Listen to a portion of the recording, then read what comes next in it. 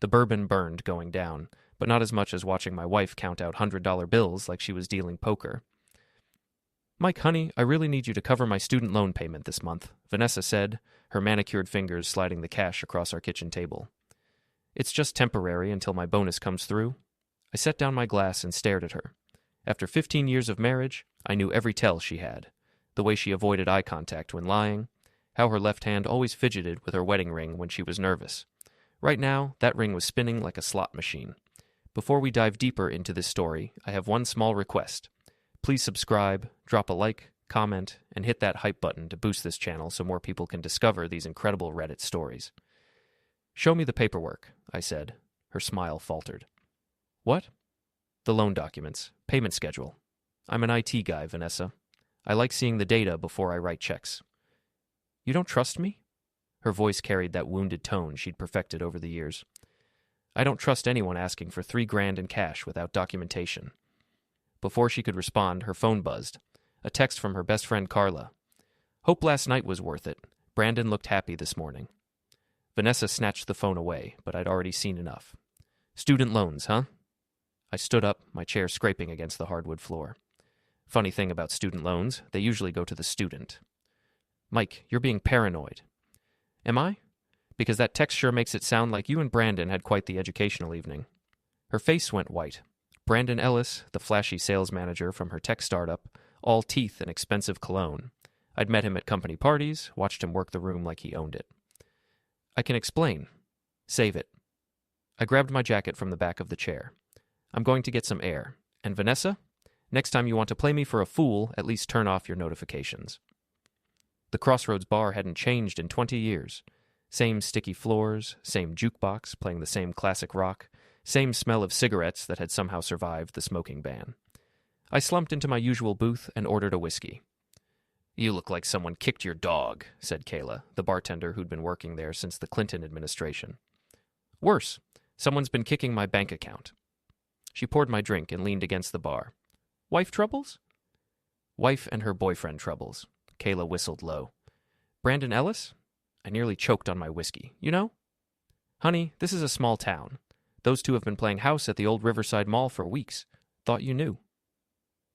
The abandoned mall. Of course. Vanessa had been working late 3 nights a week, always coming home smelling like vanilla candles instead of office coffee. My phone rang. Jerry Kowalski, my buddy from high school who'd gone from beat cop to private investigator after a back injury forced him off the force. "Mike, perfect timing. You busy?" Drowning my sorrows. "Why?" "Remember that favor you owe me? I need someone who knows computers. Got a cheating spouse case, and the husband wants digital evidence." I laughed bitterly. Funny you should mention cheating spouses. 2 hours later, Jerry was sitting across from me in the booth, shaking his head as I laid out the whole story. "So let me get this straight," he said, demolishing a plate of wings. "Your wife is scamming you for cash to fund her affair with some corporate pretty boy?" "That's the working theory." "And you want me to prove it?" "I want you to help me make them pay for it." Jerry grinned, hot sauce glistening on his chin. "Now you're talking my language. But we do this smart. No breaking laws, no violence. Just good old-fashioned public humiliation." "What did you have in mind?" "First we follow the money. Then we follow them. By the time we're done, Brandon Ellis is going to wish he'd kept his hands to himself." The next morning I played the dutiful husband, made Vanessa coffee, kissed her cheek, told her I was sorry for being suspicious. She relaxed immediately, probably thinking she'd dodged a bullet. "I'll transfer the money today," I said. "You're the best, Mike. I love you." The words felt like acid in the air between us. While Vanessa was at work, Jerry and I got busy. He'd brought his laptop and a stack of financial documents I'd printed from our joint accounts. The paper trail was damning. Regular cash withdrawals, payments to a luxury car dealership, charges at expensive hotels. "Look at this." Jerry pointed to a credit card statement. "Riverside Hotel, every Tuesday for the past 2 months, same room number." "Room 237, I read. How poetic. Gets better. The room's registered to B. Ellis, but paid for with a card linked to your joint checking account." I felt that familiar burn in my chest, the same one I'd felt watching playground bullies as a kid. The difference was I wasn't a powerless kid anymore. "Time for some reconnaissance," Jerry said. We drove to Vanessa's office building, a gleaming glass tower downtown. Jerry had borrowed a maintenance uniform from a buddy who worked building services. The plan was simple. He'd get inside, I'd stay in the car and coordinate. Testing, testing. Jerry's voice crackled through the Bluetooth earpiece. I hear you. What's your status? Third floor, heading toward the break room. Place is buzzing about some drama. I watched through binoculars as Jerry pushed a cart down the hallway. He was good at this. Nobody gave maintenance guys a second look. Jackpot, Jerry whispered. Your boy Brandon is holding court by the coffee machine. Listen to this. Through the earpiece, I heard Brandon's voice, loud and confident. The best part is, her husband has no clue. Guy's paying for everything. The hotel, my car payments, even that weekend in Atlantic City. Vanessa's got him wrapped around her finger. Laughter from his audience. My hands gripped the steering wheel until my knuckles went white. Want me to keep listening? Jerry asked. No, I've heard enough. That evening, I confronted Vanessa in our living room. She was on the couch, laptop open, pretending to work on a presentation. How was your day, honey? She asked without looking up. I dropped the hotel receipts on her keyboard. Educational? Her face cycled through surprise, fear, and finally defiance. You had me followed? I had our finances investigated. Turns out my wife's student loans have been funding her boyfriend's Tesla. Mike, it's not what you think. It's exactly what I think. Brandon's been bragging about it at work. You've turned me into the office joke. She slammed the laptop shut and stood up. You want to know the truth? Fine. Yes, I'm seeing Brandon. Yes, he makes me feel alive in ways you never could. And yes, I used our money because you owe me that much after 15 years of boring, predictable marriage. The words hit like physical blows. But underneath the hurt was something else, a cold, calculating anger. If you really felt that way, you should have asked for a divorce. And give up half of everything? Please? I'm not stupid, Mike. No, you're not. But you made one crucial mistake. What's that? I smiled, and something in my expression made her step backward. You underestimated me. The next phase of my plan required patience. For 2 weeks, I played the devastated husband while Jerry and I gathered ammunition. We photographed Vanessa and Brandon at the hotel. We recorded their conversations through Jerry's contacts in building security. We documented every fraudulent transaction. But the real breakthrough came from an unexpected source. Ashley Ellis, Brandon's wife. I'd found her number in the company directory and called her on a Tuesday afternoon, while Brandon was presumably entertaining my wife at the Riverside Hotel. Mrs. Ellis, this is Mike Harper. I think we need to talk. The coffee shop meeting was awkward at first. Ashley was a petite blonde with tired eyes and a wedding ring she kept twisting nervously. I've suspected for months, she said, stirring sugar into her latte. Brandon's been distant, secretive, working late all the time. I slid a manila envelope across the table. Working late with my wife. Ashley opened it and went through the photos methodically. Her expression never changed, but I saw her jaw tighten with each image. The hotel receipts show a pattern, I explained. Every Tuesday and Thursday for 8 weeks, always the same room. Our anniversary is Thursday, she said quietly. I'm sorry. Don't be. I'm grateful you called. She closed the envelope and looked at me directly. What do you want from me? Justice. They've made fools of us both, stolen from us both. Brandon's been using my money to impress my wife, and lying to you about where he spends his time. What did you have in mind? I leaned forward. Public humiliation. They want to play games? Let's show them what happens when the games get serious. The plan we hatched was beautifully simple. Ashley would confront Brandon at work, in front of as many colleagues as possible. I would handle Vanessa. Jerry would document everything. But first, I wanted to send a message. That Thursday evening, while Brandon and Vanessa were at their usual hotel, Jerry and I paid a visit to the parking garage. Brandon's silver Tesla sat in its reserved spot, gleaming under the fluorescent lights.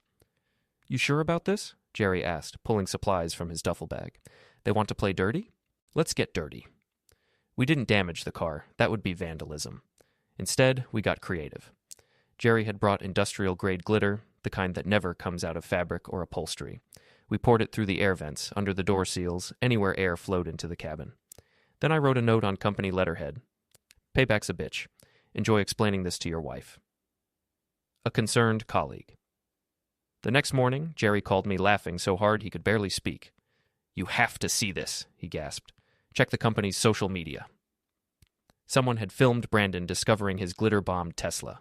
The video showed him opening the door and getting hit with a cloud of sparkles, then screaming profanities as he realized the entire interior was contaminated. His expensive suit was ruined, his hair looked like a craft store explosion, and his face was pure rage. The video had been shared dozens of times with captions like, Karma's a glittery bitch, and when your side piece's husband fights back. Phase 2 began Monday morning. Ashley had agreed to confront Brandon at exactly 10 a.m. during the weekly staff meeting. I would be waiting in the lobby with Jerry, ready to document the fallout. At 10:03, my phone buzzed with a text from Ashley. It's done. Through the building's glass walls, we could see chaos erupting on the third floor. People were gathering around something, phones out, recording. Security guards were heading toward the elevators. Show's starting, Jerry said, adjusting his camera. 5 minutes later, Brandon stumbled out of the elevator, his shirt wrinkled, his face red with embarrassment. Ashley was right behind him, still yelling. 15 years of marriage, she screamed. 15 years, and you throw it away for some desperate housewife. Brandon tried to calm her down, but she wasn't having it. She threw his wedding ring at his face, hard enough to leave a mark. And the money, Ashley continued. You've been spending her husband's money on hotel rooms? What kind of man are you? A crowd was gathering in the lobby. Phones were out, recording everything. Brandon looked around desperately, probably realizing his career was circling the drain. Ashley, please. Not here. Where then? At home, where you're never around? At the hotel where you meet your whore? That's when Vanessa appeared, stepping off the elevator with Carla close behind. She took one look at the scene and went pale. Oh, this is perfect, Jerry murmured, zooming in with his camera. Ashley spotted Vanessa immediately. You must be the homewrecker. Vanessa tried to maintain her composure. I think there's been a misunderstanding. No misunderstanding. You've been sleeping with my husband and making your husband pay for it. That's not a misunderstanding. That's fraud. The crowd was getting larger. I recognized several faces from company parties. Vanessa's colleagues, people who'd respected her, trusted her. Now they were watching her get exposed as a cheater and a thief. I can explain, Vanessa said weakly. Explain this. I stepped out of the crowd, holding a folder full of evidence. That's hotel receipts, bank statements, photos, recorded conversations. Explain how you've been stealing from our joint account to fund your affair. The lobby went quiet. Vanessa stared at me like I'd risen from the grave. Mike, what are you doing here? Getting justice. You and Brandon thought you were so clever, didn't you? The dumb husband who'd never figure it out. Well, surprise. I figured it out weeks ago. Brandon tried to salvage the situation. Look, this is all a misunderstanding. We can work this out privately. Privately? I laughed. Like you worked out stealing $3,000 from my account? Like you worked out humiliating me in front of your coworkers? I opened the folder and started reading. Tuesday, March 15th. Riverside Hotel, room 237, charged to joint account ending in 4782. Thursday, March 17th. Same hotel, same room, same account. Should I keep going? Please, Vanessa whispered. Not like this.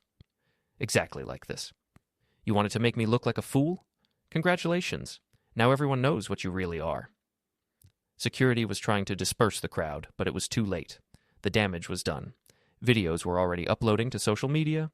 By lunchtime, half the city would know about the cheating HR director and her married boyfriend. But I wasn't finished yet. The final confrontation happened at the abandoned Riverside Mall, the same place where Vanessa and Brandon had been meeting. I'd sent them both a message. Meet me at the old Spencer's store at 8 p.m. if you want this to end quietly. Come alone.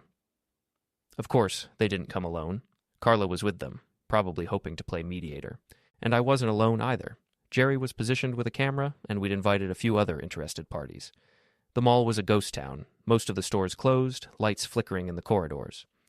Our footsteps echoed as we walked toward the meeting point. Vanessa, Brandon, and Carla were waiting by the old Spencer's storefront, looking nervous and desperate.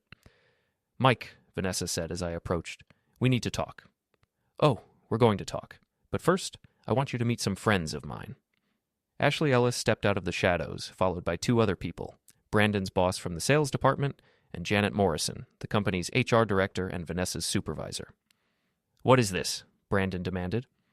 This is what happens when you mess with the wrong person, I said. See, while you two were playing house in this dump, I was building a case. Bank fraud, misuse of company resources, sexual harassment.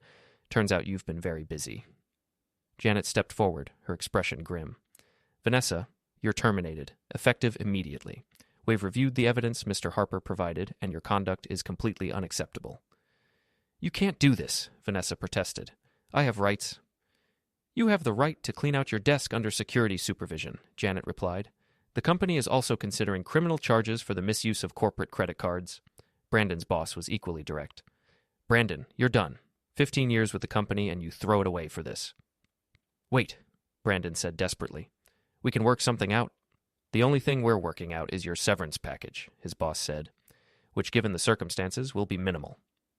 I pulled out my phone and opened the voice recorder app. But the best part is what I recorded last week. I pressed play. Vanessa's voice filled the empty store. The divorce will be messy, but I can claim emotional abuse. Mike's been drinking more lately. I can make that work for me. With Brandon's connections, we can start fresh in California. Carla's voice joined in. What about the money? I'll get half of everything in the divorce, plus I've been moving cash into the account Brandon set up. By the time Mike realizes what's happening, we'll be gone. The recording continued for another minute, laying out their plan to frame me for domestic abuse, steal our joint assets, and disappear together. Vanessa's face went white. That's illegal. You can't record people without consent. Actually, I can, I said. New York is a one-party consent state. Since I was part of the conversation, the recording is perfectly legal. You were there? Brandon asked. I smiled. Under the bed. Amazing what people will say when they think they're alone. Ashley looked at her husband with pure disgust. You're pathetic. Both of you. But I wasn't done yet. I pulled out a thick manila envelope. This contains copies of everything. Bank statements, hotel receipts, recorded conversations, photos, witness statements. One copy goes to the police for the fraud investigation. One goes to both your divorce attorneys, and one goes to the local newspaper. Turns out they love stories about corporate executives behaving badly. You're destroying our lives, Carla said. No, they destroyed their own lives. I'm just making sure everyone knows about it. I walked over to Vanessa and Brandon, who were standing close together like they were facing a firing squad. You thought I was weak, I said quietly. You thought I was stupid. You thought you could steal from me, lie to me, humiliate me, and I'd just take it. Mike, please, Vanessa started. But here's what you didn't understand. I'm not weak. I'm patient. I'm not stupid. I'm thorough. And I don't get mad. I get even. I pulled off my wedding ring and dropped it at Vanessa's feet. 15 years of marriage, and you threw it away for a man who was planning to dump you as soon as his divorce was final. Yes, Vanessa, I heard that conversation too. Brandon started to protest, but I cut him off. Save it. Ashley already filed for divorce this morning. She's taking half of everything, including the Tesla you were so proud of. And Vanessa, good luck finding another job in HR after the story gets out. I turned to leave, then stopped. Oh, and one more thing. The police are waiting outside. Turns out financial fraud is a felony. You might want to call a lawyer. As I walked away, I could hear Vanessa crying and Brandon cursing, but I didn't look back. I had better things to do than watch my old life burn. Jerry was waiting for me at the mall entrance, grinning from ear to ear. How do you feel? He asked. I thought about it for a moment. The anger was gone, replaced by something cleaner and colder. Free, I said. For the first time in years, I feel completely free. Behind us, police sirens were getting closer. Vanessa and Brandon would have to face the consequences of their choices. Carla would probably lose her job too, once the company investigated her role in the scheme, but that wasn't my problem anymore. I'd played their game and won. Now it was time to start over. The bourbon burned going down, but this time it tasted like victory.